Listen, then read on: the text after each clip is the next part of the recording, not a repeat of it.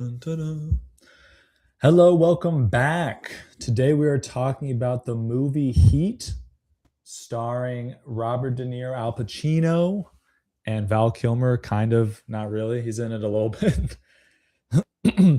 Excuse me. And then we're also going to talk about, I don't know if you guys saw this. I don't even know her name, so I got to take out the phone. I don't super care at all about this woman. What is her name? Montserrat Alvarado. Wow, I did not remember. That was not what I was expecting. We're going to talk about this lady. She just got promoted, I guess you could say, to the as the prefect of the Vatican's dicastery for communication. So she is a lay woman, and she basically, from a conversation, a previous conversation, discussed how she believed that Jews did not have to become Christian, and this is implied for the sake of salvation, and that their covenant was still good for salvation.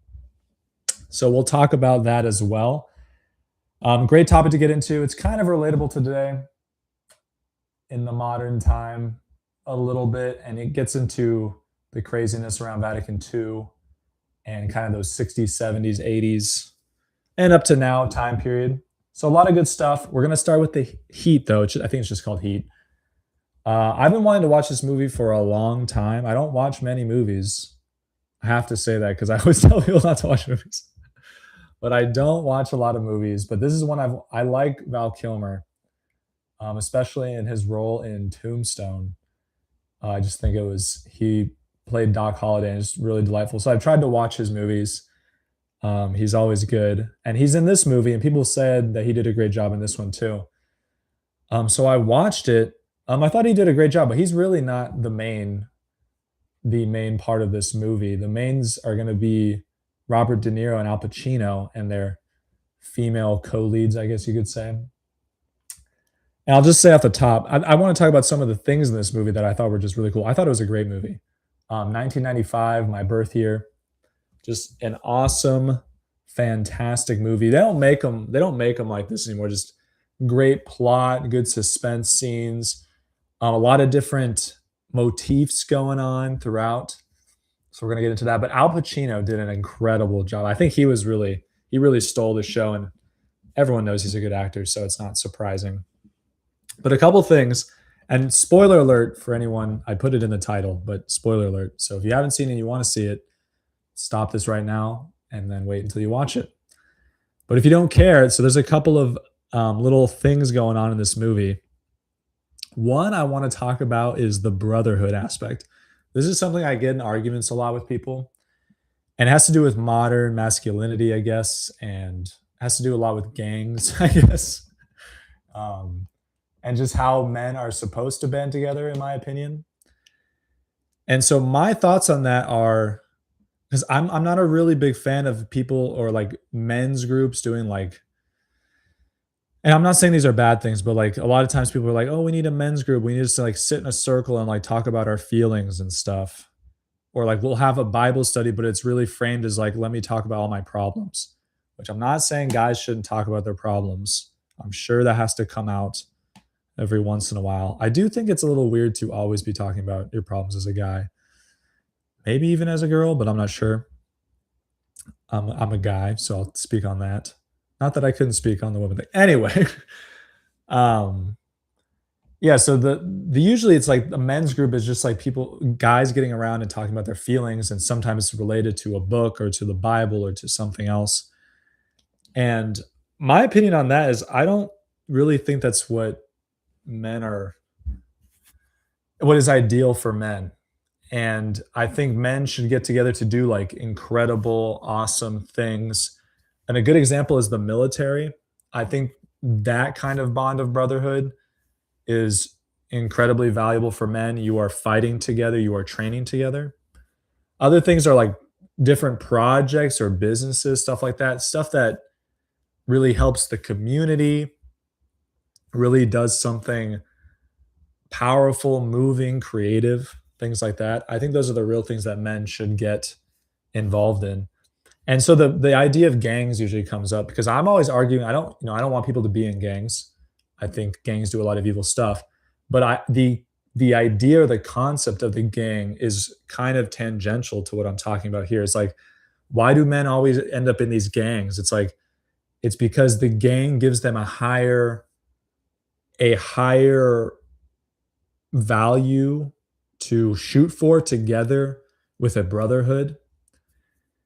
Maybe and yeah, so that's why I'm always saying, like, I understand. My argument is I always understand why people join gangs or why men join gangs. It makes sense because that it's distorting it, but it's highlighting a very, I was gonna say primal, but just a very central part of what it means to be a man, I think, is like being a man, part of it is you get together with other men of like-mindedness and you try to achieve something great that one of you by yourself could not achieve alone. And so I really I don't try to defend gangs, but I see the appeal of them. I see the value that men place on them. So I would like, and this is like things like Knights of Columbus and stuff. It's like they probably do a lot of great work, and I don't really know much about them except for the stock market stuff, which hurts me. Um, but that's what I would like these organizations more to do. Even like Boy Scouts back in the day sounded like it was more like this, but even then it was so like it sounded so lame to me. It's just like, you're like building something that no one cares about just for the sake of getting a badge or something. Not, but it's better than a lot of things. I want to be clear about that. As far as I know, but I did not do Boy Scouts.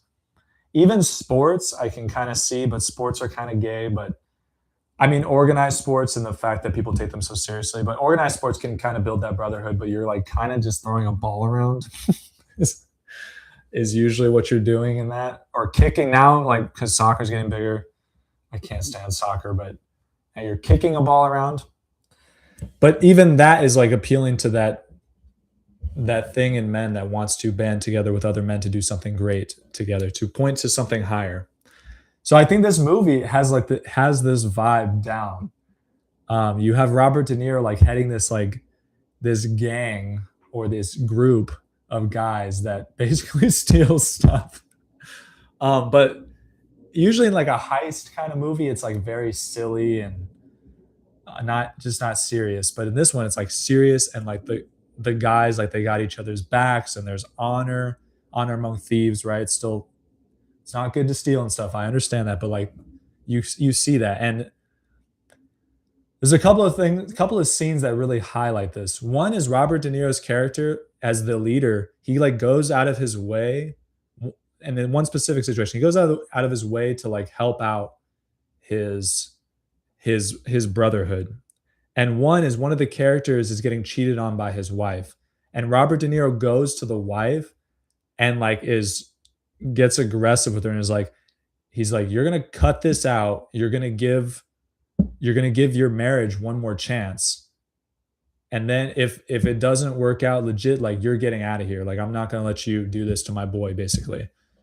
I'm not saying that's how you should handle it, but it's really cool. Like he cares a lot about the well-being of his brother, his friend.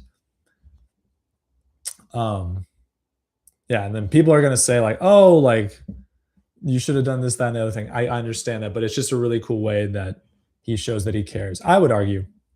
Another way is that they're getting a lot of heat, hence the name of the movie. They're getting a lot of heat from the LAPD, and so they want to do one more job before they kind of like disband for a while because it's just getting too much right now. There's too much pressure on them. So Robert De Niro, one of his brothers, his character, he's asking each one of them. He's like, "Do you want to do this job with me? Like, we got a lot." He's honest with them. He's like, "We got a lot of heat on us right now. The LAPD is following us, so it's going to be dangerous. It's going to be risky." And so he gets to one guy, and he's literally telling the guys like, he's like, "You should not do this job with us. I'm gonna let you choose, but you shouldn't do this job with us. You have everything set up. Like you got a family, you've got a house, you've got." He says, I think he mentions like real estate and some or like businesses or something. So he's basically saying like you got it all figured out. Like you don't need to do this. And I know they're robbers and they're stealers and they're killers, but like it seems like he really legit cares about his boys, and I just love that so much. And but the other side of that is the guy who he's telling that to. he knows all this. He knows that he would be set even if he didn't do this bank job. But he literally is so loyal. He like loves Robert De Niro and he loves his boys that he's like, I just want to do this with you guys. He's like, I don't even know what I would be doing. Like, this is my life. And it's like, I know Catholics are gonna, purity spiral and be like, oh my goodness, they're murderers, they're stealers. Like, yes, I know that, but that's just such a cool attitude. And I would rather be ordered towards the good and virtue. But like people that are good and virtuous, they don't have that attitude anymore. Maybe that doesn't make them virtuous and good, but no one's like loyal like that. I just love that so much. And that's like what people want in a brother. That's honestly for me, that would be the most attractive part of the religious life, which it really, from what I've seen, is not how the religious life really goes anymore. Or maybe it does. I have to think about that more. But like you're just like riding and dying with your boys, trying to do something great for God. That's what I think of religious orders. That's why the Knights Templar is like still something that Christians LARP as today. It's like, why can't we just do something like that? It's like, we just ride and die with our boys. We're going to do hood rat stuff with our friends for God, obviously good things. So that was one. I just like, it was like killing me. I was like, this movie is hitting my heart as a man. The second thing this movie really analyzes is relationships between men and women, and obviously we just covered between men. There's a lot going on. Specifically, there's a lot of cool conversations with Al Pacino and his current wife. It's his third wife. So I'm not even going to pretend, that that's a good thing. That's a bad thing. And there's a lot of promiscuity in this movie. So I want to make that clear. I don't condone that. I don't think that's right. But there's a lot of cool conversations between Al Pacino's character and the woman that plays his wife in this. Just it has to do with like, marriage, what that means, what you're taking on in marriage. It's not just about you two, it becomes about the children, how much the parents impact the children, how much the parents need to think about the children's welfare, their wife's welfare, how much work can interfere with that, how like both the man and the woman have to kind of manage their own personal fears and desires if they want anything to work. So like Al Pacino's thing is like, he's a cop. He's a very high level cop. He's a lieutenant, I think. So he has a lot of responsibilities, but then how do those responsibilities, how can they mesh or fit with his responsibilities as a husband, for his case, I think he was the stepfather of a daughter, and managing that. And then the woman also understanding like that her man has like duties that he has to perform. He could overdo it, but like you need to have his back in that. And you need to understand that before you go into that, what that's going to entail. And both these characters, you could argue like they did a lot of great things and they did a lot of selfish things as well. But it's just showing that like complicated dynamic. And it just showed it in such like, I'm not saying other movies haven't done this before, but it just showed it in such a compelling, very masterful, I would argue, way. And just Al Pacino was just killing it. It was great. So the first one was brotherhood. The second one was relationships. What was the third one? I can't remember. Did I write it down? Oh, and I thought this was cool. There was this whole concept throughout, and there's two scenes I'm going to pick up on to kind of just bring this to the light. I hope you guys watch it. It's really good. I'm not going to say the ending. So the first part is going to be that. So you have Robert De Niro is playing like the villain, and Al Pacino is playing like the protagonist. But honestly, they kind of seems like those roles kind of meld throughout the movie because they're both really likable characters. But they're gonna meet. Actually, they're gonna get coffee together, and they're talking about their lives together, and they're talking about how jacked up their lives are.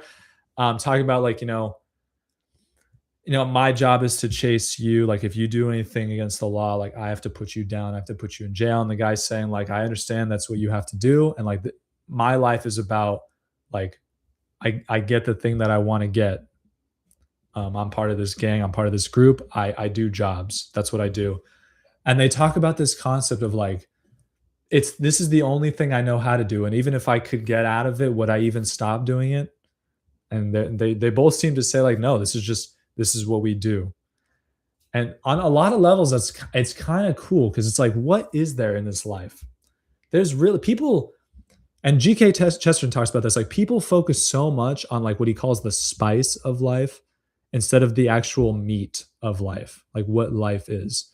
People obsess about like the food they're gonna eat, whether it's gonna be flavorful and like put it on Instagram or whatever, or like they focus on their hobbies and different stuff like that. Focus on, little preferences that they have. But really there's like a meat to your life that most people ignore. And like these two characters, I think, get it, even though one is like obviously, very, very evil and not good for society. And the other one's trying to do, in theory, like a valiant protecting society thing. But they both understand, like, they're like, this is me. This is like my job, it's not even really like about a job. It's like it's what I do. I'm a man in this society. This is what I do. I am good at it. I've become proficient at it. I am a beast at it. And they really establish themselves in that, which is super cool. People don't really think that anymore. They think like whatever they have to do to get a job and stuff is like that thing is just the thing I do to get money so I can do all my preferences and my spices in life. And that's my real life. And you could argue maybe how the economy works and stuff, or capitalism and all that jazz has really destroyed like this is what I do. Like back then it was like you were a farmer, you were a knight, you were a priest, whatever. Even if you were a merchant, like you're sailing the high seas, it's high risk, but you're providing a real good to society, as opposed to now it's like 1,000 people work in HR, and what do they even do all day? I don't even know. So you could argue it's that, but like these guys, they know what they're about, and it's just really cool. And they talk about it with each other, and they both know, and they it's cool because these two guys, they like agree with each other. They're like enemies. They're going head to head, but they both are men, like real men, and they understand that with each other. So they're able to like meet in that place, and you can see how the relationship evolves throughout the film. It's really good. I recommend it. And then the other scene I wanted to goes back to when Robert De Niro is kind of telling his guys like, "Hey, you don't have to do this job. We got a lot of heat on us." The guy that he was saying he shouldn't do it, this guy he talks about briefly. It's like he's like, "I don't even know what I would be like. I don't even know what I would be doing if I wasn't with you guys doing what we do best." And I just it's the same thing with them meeting for coffee and talking about that. Is like that is like so cool. And I imagine the Knights Templars or the Hospitallers or Hospitale, however you pronounce it, these military orders, and even like the Franciscans or Dominicans, is like when they're starving, they're doing missionary work, or like the last battle of Tyre when like the Knights Templar are gonna die to a man and they just know it. They're like, we're gonna all die. But they're just like, what else will we be doing? What are we gonna watch TV for hours? What are we gonna like get fat and eat the food that we like all the time? We're just gonna smoke and drink all the time. It's like those things can be great. We're gonna have a wife, children, which are all great. We're gonna do those things, but it's like, but it's also like we were built for something. Like we were made for this. We were made for this heroism, this glory, these acts of sacrifice, this pain, this suffering. We were made for this, and we're ready for it. Like, come and get us. And I just love that. Obviously, in the movie, the guy's talking about it in a bad way. But it's like I'm trying to separate, like the mindset I think is awesome, and then obviously the end and the means to get to the end are distorted. But that mindset, I love that, and I thought this movie just captured it so well. I really appreciate it. And I want to talk about this poem by itself, but I was reading the poem Lepanto. It's my favorite poem by G.K. Chesterton. I was talking about it with a special friend of mine. And this is what I love about the poem. It makes, not to be super sentimental, it makes me like weep in like just like I love it. I just want to get on that boat with Don John of Austria. If you haven't read this poem, read it. It's amazing. Don John, he's just like, this is what I do. This is what I got to do. Christendom's in trouble. He's not thinking, oh, my family at home, my wife, my kids, my job, my security. He's like, I'm a man. I'm going to do what I got to do. And he goes to war against the Muslims on the high seas. It's just this like concept. It's like at a certain point as a man, you're just like, I'm going to do what I do. And obviously, hopefully it's for the glory of God and not for money. And power and stuff like that. It's just like you do what you got to do for the people that need it and for God. So yeah, great movie. Loved it. I haven't seen a good movie like that in a long time, honestly. A long time. If you have kids, obviously don't let them watch it. And even you, if you have trouble with pornography and stuff like that, there's a couple scenes. It's not too bad, but it does get spicy. A lot of violence. So if you're not okay with that, steer away. And honestly, if you can angel vid it or vid angel it, I think it would still be a fun movie because you don't really need a lot of that. It's not about the violence. It's not about the action scenes. It's not about that stuff per se. So you could go without it. It's just the different themes are just awesome. So that's that. Hopefully you guys enjoy that. I don't watch movies that much, so I'm not going to do that too often. But that was a good movie, in my opinion.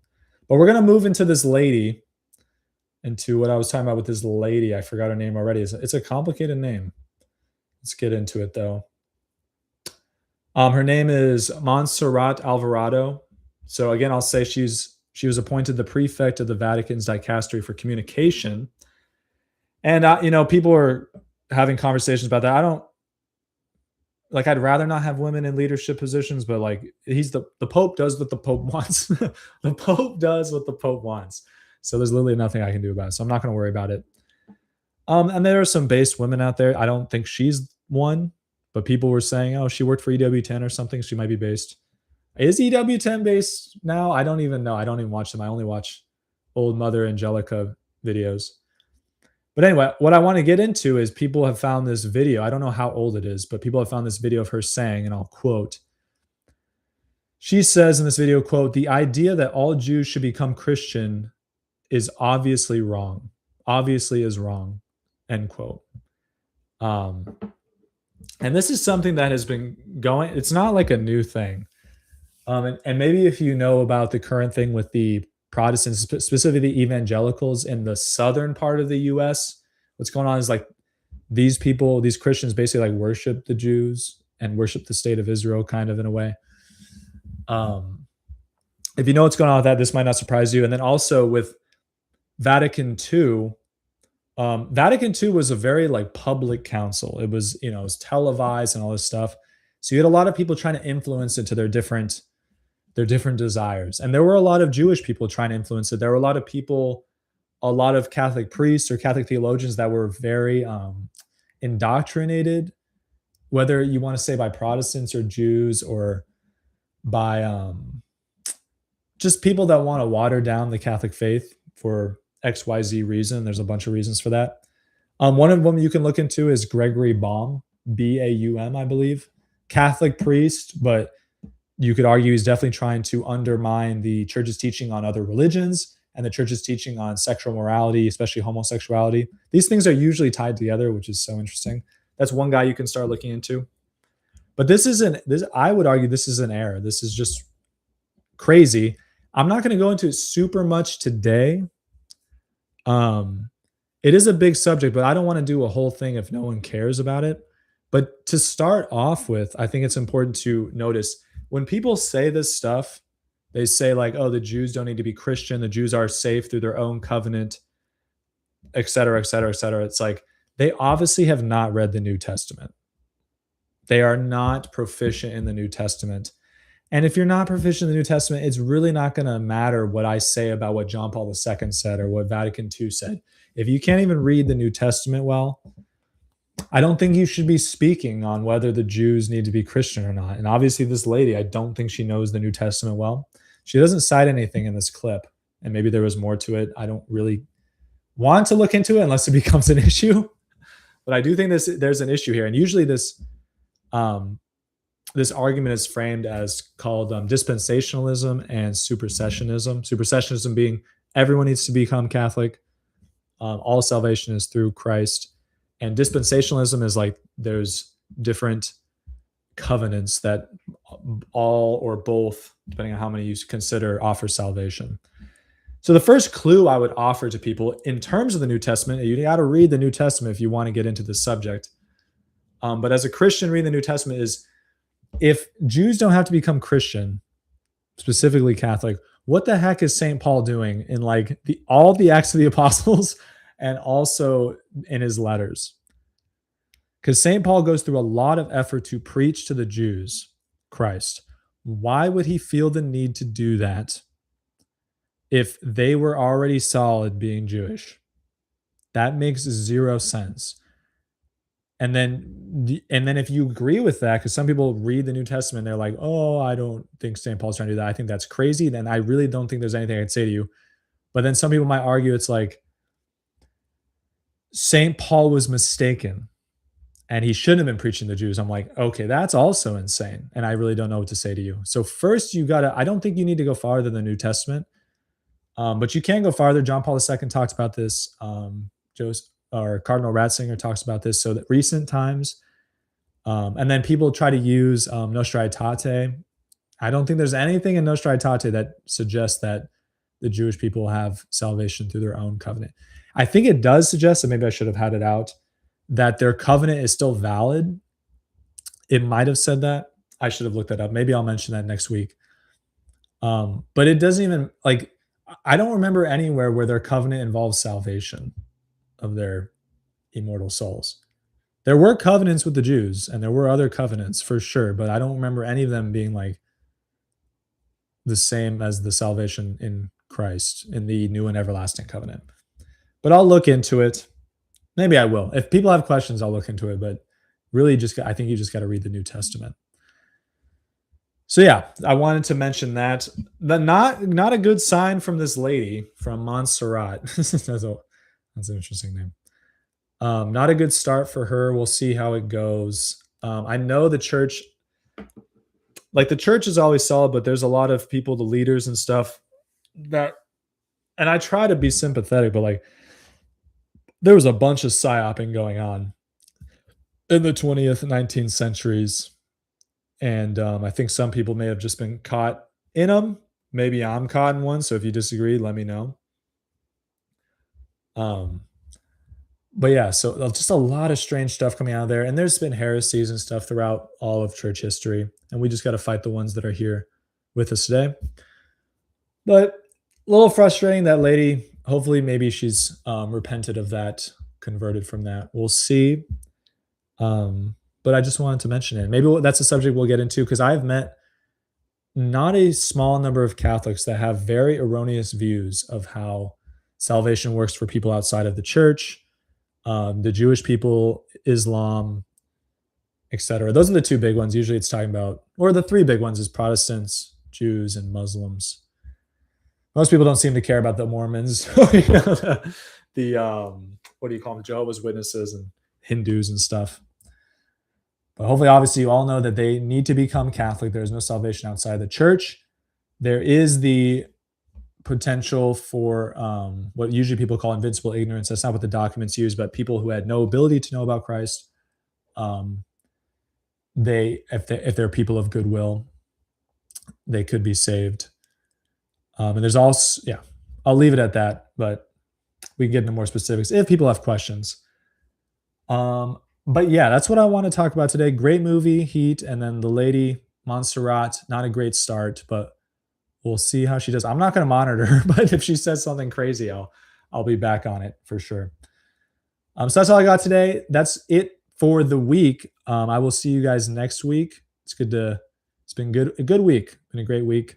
So hope you guys are blessed. God bless you. God be with you, and I will see you another time.